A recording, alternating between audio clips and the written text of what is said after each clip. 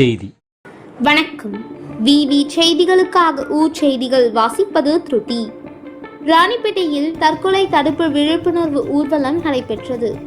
ஒவ்வொரு வருடமும் செப்டம்பர் 10ஆம் தேதி உலக தற்கொலை தடுப்பு தினமாக கருதப்படுகிறது. தற்கொலையால் இறப்பு இல்லாத ஒரு உலகத்தை உருவாக்க முடியும் என்பது பற்றி பல்வேறு விழிப்புணர்வு நடத்தப்பட்டு வருகிறது.